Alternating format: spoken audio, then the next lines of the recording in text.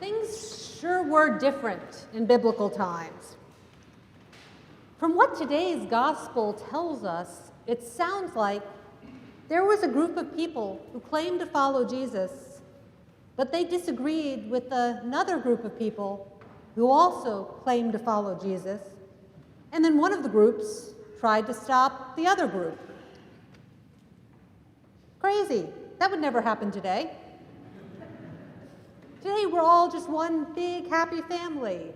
Isn't it great that we've moved past all that? My sarcasm sometimes gets me into trouble, but I couldn't resist. Because of course we're anything but united today. Pick almost any topic and we're polarized. I won't itemize all the points of contention because I don't want to give everyone high blood pressure. But I'm sure you can come up with your own list. You may have seen a cartoon online. A man is working frantically at his computer. His wife says, "It's late. Are you coming to bed?" The man replies, "I can't. This is important. Someone is wrong on the internet."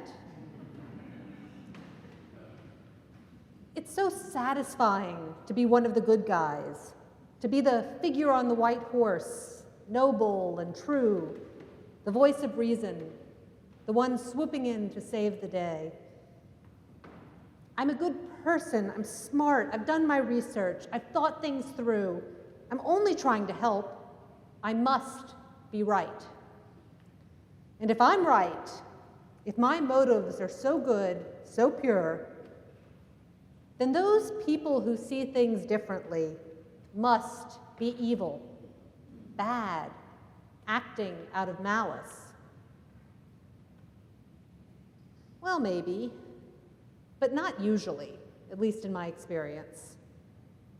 I found it helpful to start by assuming that the people I encounter in life are doing their best to accomplish something that they consider to be good.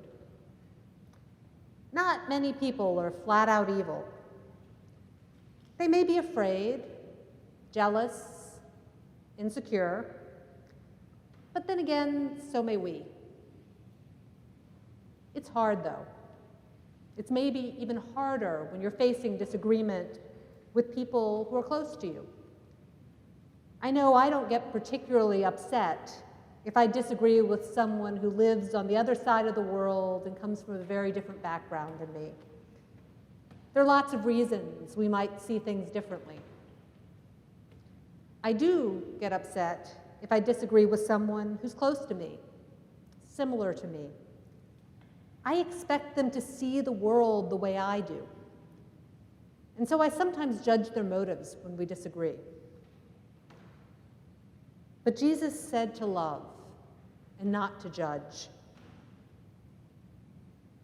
If you mean well, consider the possibility that the people you disagree with might mean well too. Now don't get me wrong. I am not saying there's no such thing as right and wrong.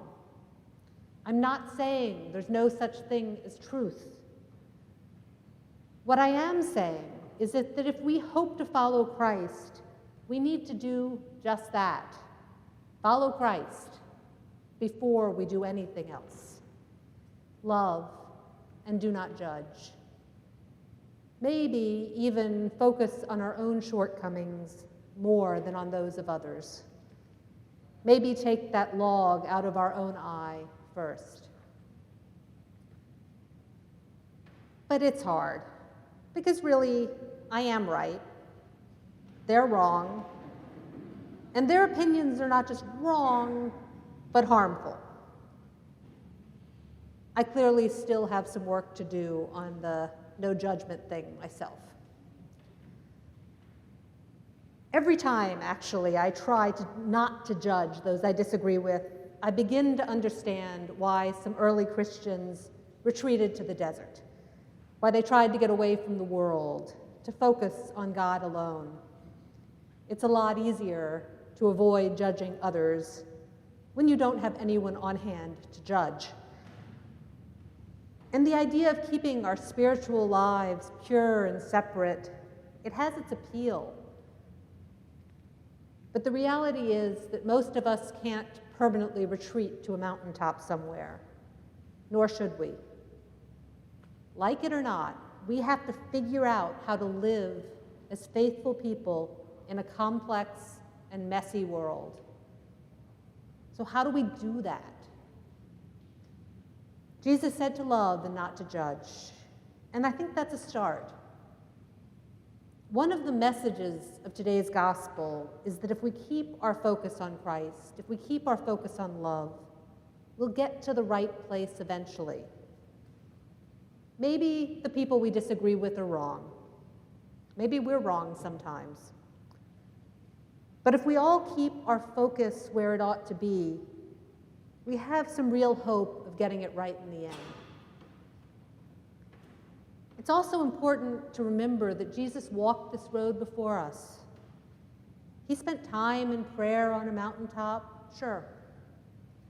But he spent even more time in the towns and the cities of his day. He went to the mountaintop, but he didn't stay there. Instead, he chose to live and work and teach and die amid all the painful complexities of human community. We just sang the hymn, "We're Across the Crowded Ways of Life." It's a favorite of mine, both because it's honest about how hard life can be, and because it holds out the hope of finding and following Christ, even in the mess and the muck of the world in which we find ourselves. Listen to the words again. Where cross the crowded ways of life, where sound the cries of race and clan, above the noise of selfish strife, we hear thy voice, O Son of Man. In haunts of wretchedness and need, on shadowed thresholds dark with fears, from paths that hide the lures of greed, we catch the vision of thy tears. The cup of water given for thee still holds the freshness of thy grace, yet long these multitudes to see the true compassion of thy face. O Master, from the mountainside, make haste to heal these hearts of pain. Among these restless throngs abide, O tread the city's streets again, till all the world shall learn thy love and follow where thy feet have trod, till glorious from thy heaven above shall come the city of our God. Above the noise of selfish strife, we hear your voice, O Son of Man. May we listen, and may we hear.